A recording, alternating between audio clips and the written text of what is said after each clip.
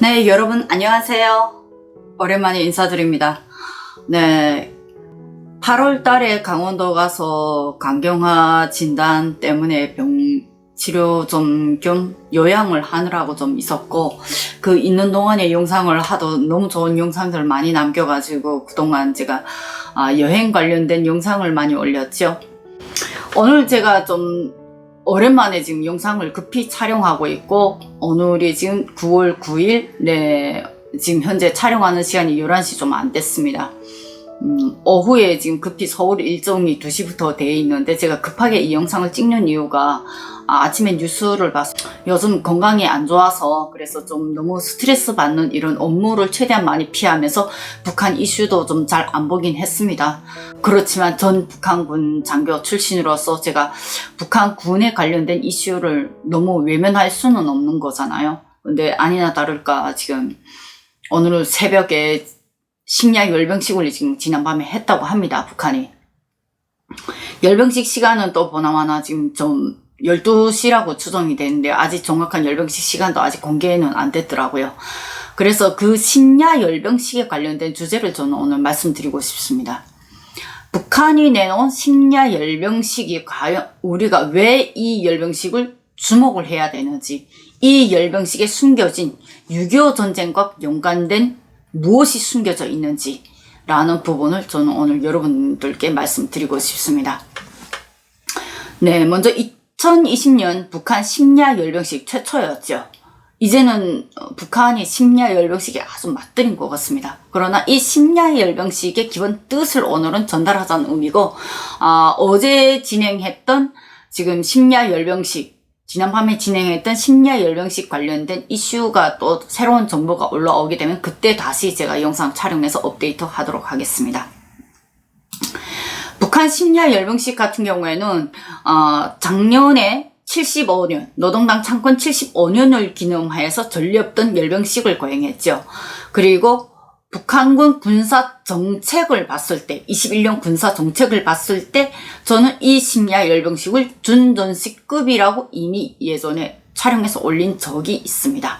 왜 제가 이 열병식을 21년 북한 군사 정책은 준전시급이냐라고 올렸냐, 그에 대한 사례를 3가지로 제가 분석해서 올리도록 하겠습니다. 첫째, 열병식에 참가한 군인들의 군복입니다. 6.25 전쟁 당시에 김일성이 입었던 원수복과 동일합니다. 북한에서의 이 복장에 관련된 문제는 상당히 중요하고 예민한 문제입니다. 왜 중요하고 예민하냐? 북한에서는 어려서부터 저희는 뭐라고 교육을 받았냐면요, 옷차림에는 그 사람의 정신이 담겨 있다고 교육받았습니다. 저희 당일군 하셨던 저희 부모님 저한테 그렇게 교육을 하셨고, 그 옷차림에 대한 정신 문제는 부모님한테 어려서는 그렇게 교육받았지만, 군에 나가서는 북한군이 전체 아침 검사 시간 목표답게라든가 이런 아침 검사 시간이 있습니다. 이런 아침 검사 시간에 목달개나 목표, 혁띠 이런 거에 제대로 된 차림이 정장이 안 돼 있을 때에는 네 정신 상태야 이러고 저희가 항상 교육을 받았고, 장교가 돼서도 저는 병사들한테 그렇게 교육을 했습니다. 어려서부터 제가 받은 교육이 그 교육이니까. 그래서 이 복장만큼은 정말 중요합니다. 그런데 국가 행사예요. 국가 행사에서 김정은이는 이 군복을 착용하지 않았지만, 김정은을 제외한 인민무력부장부터 모든 장군들, 지휘관들이 100% 이 복장을 착용했다는 겁니다. 저는 여기에 의미를 두고 싶습니다. 그런데 이 복장은 어떤 복장이냐? 김일성이 6.25 전쟁 당시에 부대를 지휘하면서 직접 착용했던 복장입니다. 6.25 전쟁 당시에 김일성이 이 복장을 입었고, 김일성의 주변에 있던 북한군 지휘관들이 어떻게 김일성과 똑같은 복장을 입고 군사 작전을 했는지 그 영상 짧게 올려보도록 하겠습니다. 옷에는 정신이 담겨져 있다. 그 사람의 옷차림에 정신이 담겨져 있다. 이 단어 잊지 마십시오. 북한이 지금까지 사상 교육을 하는 중에 가장 첫 번째입니다. 외모부터 단정치 못하면 그 사람은 정신 상태가 흐리멍텅하다, 이렇게 교육을 하거든요. 그거를 봤을 때 이 옷차림의 의미는 우리는 상당히 주목을 해야 된다고 생각합니다. 다음 두 번째, 2018년 사진하고 2020년 열병식 사진 완전히 다르죠. 이 복장 문제를 여기서 말 안 할 수가 없습니다. 그럼 예전에 지휘관들은 어떤 복장을 입었냐? 예복을 입었습니다. 이런 제낀 형의 예복을 입었고, 저희 양아버지도 사단 정치원 장군별이었는데 제낀 형의 양복을 입었습니다. 그 양복에는 훈장이 잔뜩 달려 있습니다. 이 팔에까지. 심지어 이게 무력부나 이런 데 있는 사람들은 이게 바지까지 다 달린 걸로 봤어요. 그런데 저희 양아버지는 그때 당시 이 양쪽에 허리까지 다 차 있었습니다. 이 예복 같은 경우에는 군에서 하는 어떠한 행사에는 여지까지 지휘관들이 100% 이런 예복을 입었습니다. 그러면 병사들 역시도 저희 열병식 훈련할 때에도 최고 지도자를 모시는 1호 행사에 입는 복장은 최대한 정중하고 단정해야 되고 예를 갖춰야 된다 라고 저희는 그때 교육받았습니다. 1997년 4.25 열병식 훈련을 제가 했죠. 실제 2018년까지는 그것이 보존이 됐습니다. 그런데 2020년에 그런 군인들에게 교육했던 그 복장이 무엇으로 됐냐? 전투복장으로 변했습니다. 2020년 북한 군인들의 복장은, 열병식 참가자들의 복장은 전투복장에 군화에 무기에 탄창 모든 전투복장을 한 상태였습니다. 그럼 여기에서 기존의 복장하고 왜 이것이 북한에 어떤 변화를 줬기 때문에 이렇게 했냐? 이 복장의 의미, 예전에 북한군이 바라봤을 때 왜 충격을 받느냐? 1호 행사에는 무기 복장 자체에 전투복장을 입고 나간다는 건 군인들한테는 전투가 훈련이잖아요. 훈련할 때 입는 작업복, 어찌 보면 실제 일할 때 입는 복이에요. 그런데 정복이라는 말이 따로 있거든요. 그 정복이 바로 열병식 때 지금까지 입었던 예복이었습니다. 신랑 신부가 결혼식장에 들어갈 때 입는 예복같이 우리는 그렇게 불렀어요. 예복. 그런데 정중한 행사고 1호 행사 때 입던 예복을 2020년에는 전투 때 입던 훈련복을 입고 등장을 한다. 물론 행사 당일날 세군복 내줬겠죠. 그러나 그건 어디까지나 전투복장이고 훈련복입니다. 이건 예전의 사례를 완전히 깨버린 겁니다. 옷차림은 그 사람의 정신이 담겨져 있다. 앞에서 김일성이 6.25 전쟁 당시 입었던 군복 문제를 말하면서 제가 말했죠. 두 번째 문제 역시 군인들의 정신 상태, 결국 이 옷차림이 들어갔다는 겁니다. 세 번째 문제 보겠습니다. 심야 열병식의 시작의 의미입니다. 심야 열병식의 시작의 의미. 북한군 내부의 교육 지침에 인간이 가장 버티기 힘든 시간이 언제라고 교육하는 줄 압니까? 밤 12시부터 새벽 3시라고 교육합니다. 저는 이 교육을 언제부터 받았을까요? 17살에 군에 입대해서부터 병사생활 때 제가 남북한 경수로 건설했던 한경남도 신포시 구모지구에서 제가 병사생활을 했다고 했죠. 그 병사생활의 기본 병종이 뭐였냐면 경비병입니다. 잠복근무를 전문으로 하는, 해안을 경비를 서는 해안경비대의 잠복근무입니다. 잠복근무의 특성상 야간에 근무 서는 것이 가장 중요한 특징입니다. 그래서 저는 특히 이 교육을 가장 철저하게 받았고 그 교육을 실천으로 옮기면서 병사생활을 했습니다. 그럼 제가 졸업한 이재순 군사대학은 어떤 군사대학이냐? 북한군에서 해안, 철도, 국경, 경비 전술만 전공으로 배워주는 북한 군사대학입니다. 그래서 원래 국경경비 총국 산하의 군사대학이 이재순 군사대학으로 되어 있는데, 이 이재순 군사대학이 그때 당시 인민무력부랑 갈등이 있으면서 한번 해체됐다가 다시 재개가 됐습니다. 그래서 2020년 열병식 당시에도 이재순 군사대학 정대가 따로 등장을 했습니다. 이 이재순 군사대학이 바로 다양한 군사대학들이 많습니다. 군사 지휘관을 키우는 대학, 정치 지휘관을 키우는 대학, 군이 키우는 대학, 경보봉, 그 다음에 포병, 법영, 화학, 다양한 분야가 있는데 이 분야에서 특히 경비 전술만 전공으로 하는 군사대학이기 때문에 저는 이 분야를 병사 때부터 꾸준하게 군사대학까지 받았습니다.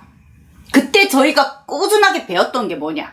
병사 때 현장에서 저희 구대원들이 저희한테 교육한 건 인간이 가장 버티기 힘든 시간은 12시부터 새벽 3시이다. 그 안에는 반드시 존다. 군사대학 올라가서 똑같은 교육을 받았습니다. 북한의 열병식 시작 시간 작년에 밤 12시였습니다. 새벽 3시쯤에 번 열병식은 끝났습니다. 그 다음에 햇불 행진 다양한 폭죽 올리고 그 행사들이 있었습니다. 그럼 여기에서 우리가 한 가지 돌이켜봐야 될 게 있습니다. 6.25 전쟁 시작 시간이 언제입니까? 아시는 분 계세요? 네. 대체로 기성세대 분들은 너무나도 당연한 거라고 생각하지만 젊은 MZ세대들은 시간까지 알아야 돼? 라고 말합니다. 시간 아셔야 됩니다. 왜? 6.25 전쟁이 왜 새벽 4시에 일어났는지 그 이유를 아셔야 됩니다. 바로 이거였습니다. 밤 12시부터 새벽 3시까지 주 타격할 부대들은 이미 최전방 근처에 와서 이동을 해서 잠적하고 모든 점검이 끝나고 공격 개시를 하기 위해서 기다리는 시간이 1시간 정도 있다가 땅 신호에 의해서 6.25 전쟁 침략이 시작됐던 겁니다. 이 사실 아시는 분들? 심야 열병시 북한의 폭죽이 예쁘다. 그 예쁜 폭죽 속에 숨겨진 북한의 진짜 심야 열병식의 진실은 바로 여기에 있다는 겁니다. 이번에 북한 열병식 대여의 순서가 주는 의미가 상당히 큽니다. 그 순서에서 전략군, 특수작전국, 그리고 해상저격병, 공중저격병, 경보병 이 순위가 앞순위에 가장 많이 나왔습니다. 북한은 순서에서도 상당히 중요한 의미를 가집니다. 한국처럼 10등부터 거꾸로 마지막에 1순위를 부르는 게 아니라 북한은 1부터 부릅니다. 그래서 제가 2010년 여성발명협회에서 진행했던 생활발명대회에서 1등으로 제가 대통령상을 받은 적이 있죠. 그때 제가 그 현장에서 어쩐 줄 압니까? 저 억울해가지고 저 울 뻔했습니다. 제 이름이 마지막까지 안 나오는 거예요. 그래서 지금 마지막에 뭐라고 투덜댔냐면 아무리 탈북자라고 그랬지 어떻게 이름 한 번을 안 불러주냐고. 그리고 투덜대고 울고 있는데 멘토가 와서 왜 그러냐고 긴장하시라고. 그래서 왜 긴장하는데 어떻게 이럴 수가 있어. 이름도 안 부르고. 지금 무슨 소리 하는 거예요. 대통령상하고 국무총리상이 아직 안 불렀습니다. 이거는 가능성이 있다는 겁니다. 이러는 거예요. 그때야 한국은 1등을 맨 마지막에 부른다는 거 알았습니다. 북한의 모든 사회에서는 1등을 우선으로 부릅니다. 그러면 열병식 대우의 순서로 우리가 어떻게 봐야 하냐라는 겁니다. 이 열병식 대우의 순서, 그거를 정리한 영상 잠깐 보고 가겠습니다. 인민군대의 마다들 군단 제1군단 종대 군단장 박수일 상장이 이끌고 있습니다. 지난 조국해방 전쟁 시기 리수복 안용회를 비롯한 114명의 공화국 영웅들을 배출한 제2군단 종대가 군단장 최두영 상장의 인솔하에 나갑니다. 조국의 서남 관문을 믿음직하게 지켜가고 있는 제4군단 종대를 군단장 박광주 상장이 이끌고 있습니다. 조국의 중부전선을 지켜선 인민군대의 중추군단 제5군단 종대가 군단장 리태섭 상장을 따라 전진합니다. 세계 해전사의 신화를 창조한 영롱한 해병들의 투쟁용신을 이어가는 바다의 용사들이 사령관 김명식 해군대장의 인솔하에 행진해 나아갑니다. 조국의 영공을 굳게 지켜선 일당백 불사조들, 자랑스러운 조선의 전투 비행사들이 사령관 김광역 공군대장을 선두로 나아갑니다. 사령관 김종길 상장이 지휘하는 전략군 종대가 행진해 나갑니다.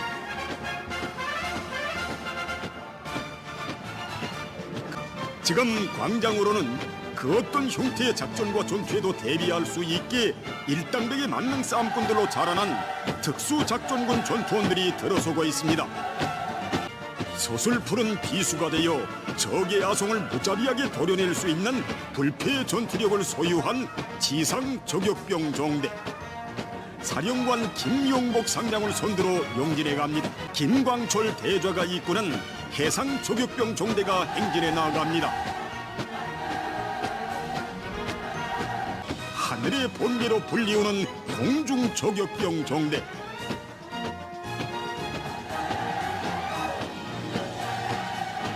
윤혁철 대좌가 배심에 넘쳐 대호를 이끌고 광장을 지나가고 있습니다. 김현철 대좌가 인솔하는 경보병 종대가 나아갑니다. 어떻게 보셨나요?